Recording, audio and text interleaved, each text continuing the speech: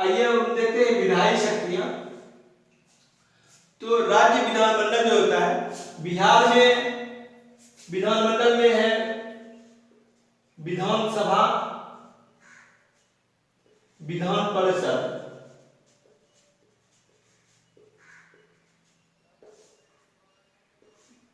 दो सदन है बिहार में, विधानसभा और विधान परिषद, और प्लस राज्यपाल।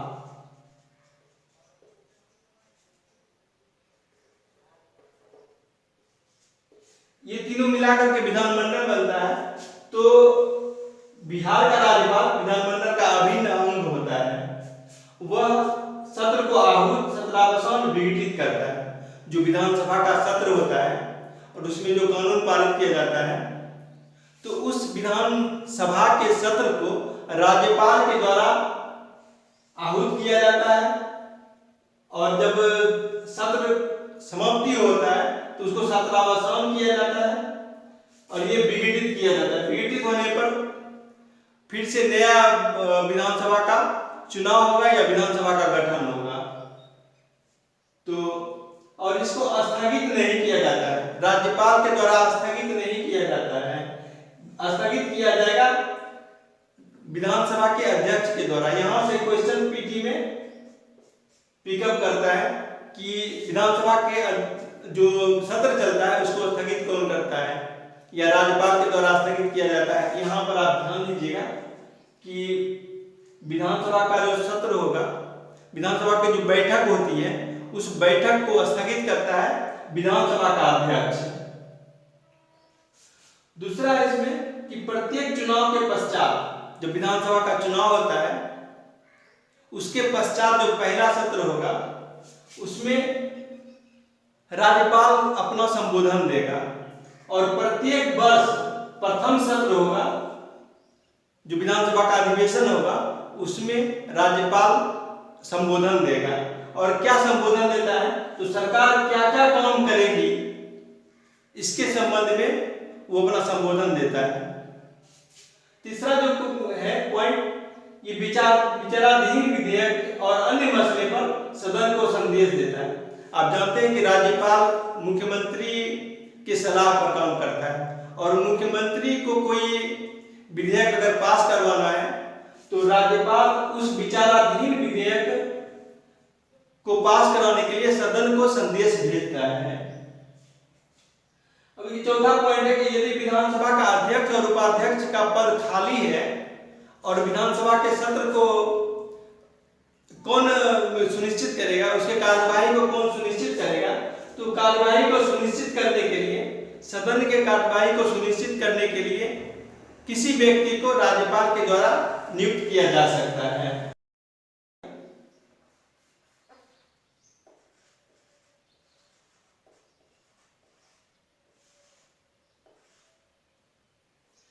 विधायी शक्तियां देते हैं।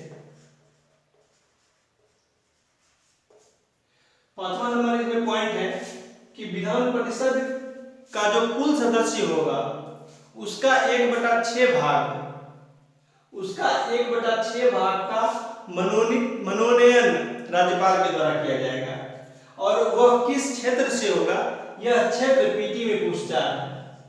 पीटी के लिए बहुत ही VVI है, यहां से क्वेश्चन उठाता है पीटी के लिए। तो वह साहित्य के क्षेत्र से होगा, कला के क्षेत्र से होगा, विज्ञान के क्षेत्र से होगा, सामाजिक सेवा के क्षेत्र से होगा, और सहकारिता आंदोलन के क्षेत्र से होगा। देखिए ये ऊपर वाला जो 4 है, ये राज्यसभा में भी राष्ट्रपति के द्वारा मनोनीत किया जाता है। ये पांचवा पॉइंट जो है, ये सिर्फ विधान परिषद में राज्यपाल के द्वारा मनोनीत किया जाता है। इसमें विशेष ज्ञान हो, इस क्षेत्र का विशेष ज्ञान हो और व्यवहारिक अनुभव हो, उसके आधार पर राज्यपाल विधान परिषद में उसके कुल सदस्यों का 1/6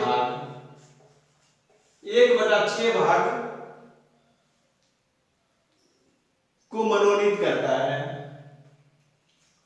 अब छठा जो पॉइंट है कि एक अंग्र भारतीय समुदाय को मनोनीत करेगा विधानसभा में, यहां विधानसभा में मनोनीत करता है।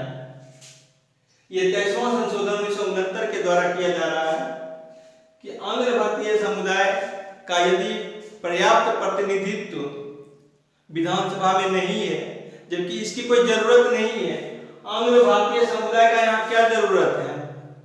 देश आजाद हो गया और उसको लेके हम कब तक चलेंगे? लेकिन ये चल रहा है और पीटी में पूछता भी है, इसलिए आप लोग जानिए कि एक आंग्ल भारतीय समुदाय का एक सदस्य विधानसभा में राज्यपाल द्वारा मनोनीत किया जाता है और ये है 23वां संशोधन 1969। अब चलते हैं निर्हनता। जब विधानसभा का सदस्य, विधानसभा का कोई सदस्य पर विवाद होता है कि यह अयोग्य है,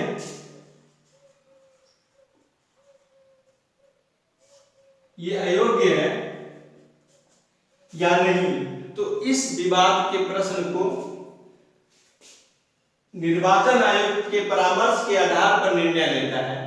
ये निर्वाचन आयोग राज्य निर्वाचन आयोग नहीं होता है, ये राष्ट्रीय निर्वाचन आयोग होता है।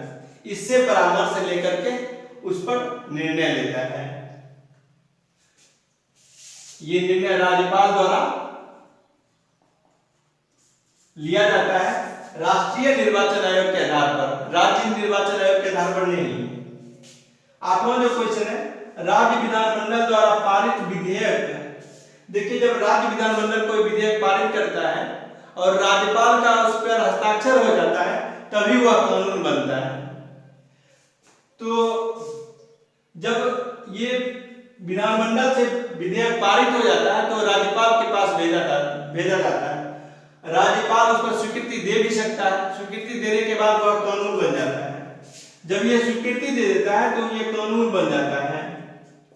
आइए, जब रोक लेता है, ये रोक भी सकता है, राज्यपाल उसे रोक सकता है, उस समय कानून विधेयक समाप्त हो जाएगा। दूसरा जो पॉइंट है कि यदि धन विधेयक नहीं है,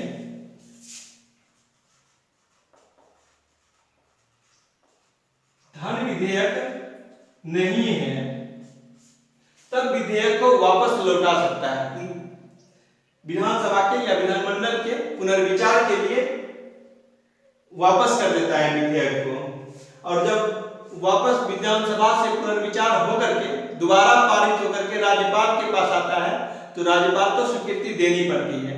यदि स्वीकृति नहीं देती है तो वह राष्ट्रपति के विचार के लिए आरक्षित कर सकता है। फिर राज्य के बाहर ये मामला चला जाता है और राष्ट्रपति जब उसे स्वीकृति देगा तभी कानून बनेगा। और राष्ट्रपति स्वीकृति दे यह जरूरी नहीं है, राष्ट्रपति स्वीकृति नहीं देता है तो वही विधेयक समाप्त हो जाता है।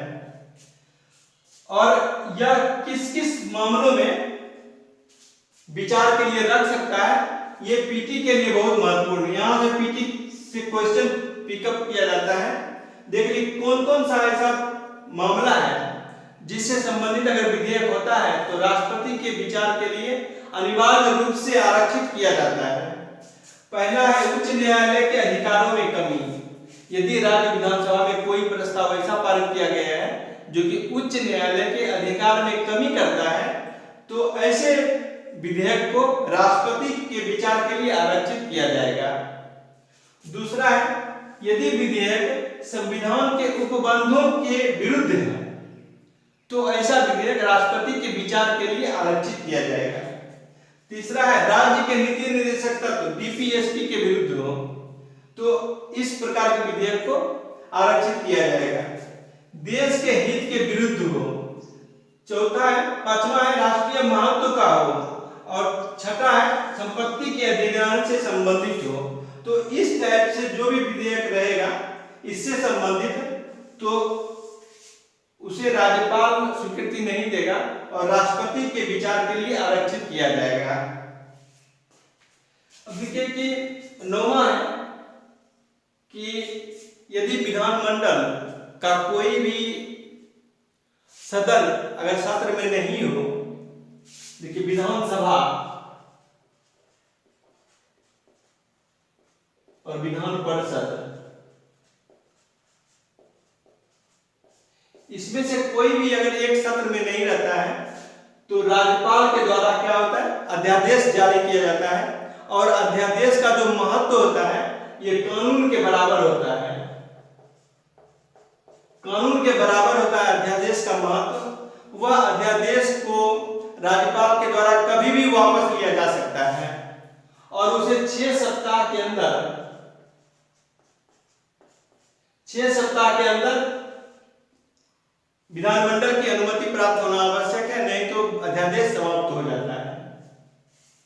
और 10वां है कि रिपोर्ट, ये क्या का रिपोर्ट, बीपीएससी का रिपोर्ट, फाइनेंस कमीशन का रिपोर्ट राज्यपाल विधानसभा के सत्र में रखवाता है।